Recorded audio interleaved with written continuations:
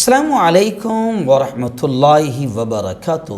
دوستو، head line آپ نے پڑھ لیا ہوگا کہ الہ آباد ہائی کورٹ نے یہ کہا ہے۔ پوری خبر کیا ہے کہ الہ آباد ہائی کورٹ نے عزیز الرحمان نامی شخص نے عرضی داخل کی تھی، اس پر الہ آباد ہائی کورٹ نے ایک اہم فیصلہ سناتے ہوئے یہ کہا ہے کہ قرآن کی روح سے، قرآن کی تعلیمات کے اور قرآن کے حکم کے مطابق پہلی بیوی کی کفالت کے بغیر مرد دوسری شادی نہیں کر سکتا۔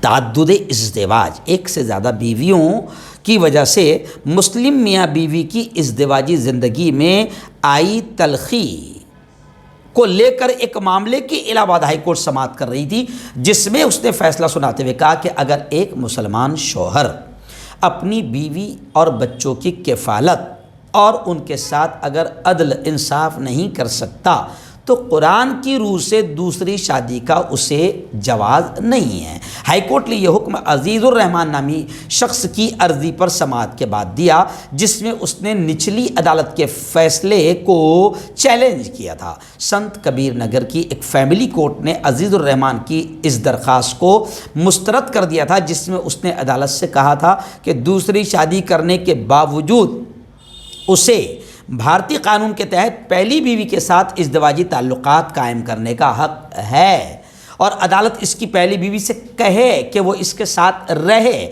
عدالت عزیز الرحمان اور حمید النساء کے ازدواجی زندگی کے حوالے سے داخل ایک کیس کی سماعت کر رہی تھی۔ عزیز الرحمان اور حمید النساء کی مئی 1999 میں شادی ہوئی تھی، ان کے 4 بچے ہیں۔ عزیز الرحمان نے بعد میں ایک دوسری خاتون سے بھی شادی کر لی، اس سے بھی بچے ہیں، لیکن عزیز الرحمان نے دوسری بیوی اور بچوں کی بات پہلی بیوی سے چھپائے رکھی۔ جب راز کھلا تو دوسری شادی کے بارے میں کوئی وضاحت کرنے میں ناکام رہا۔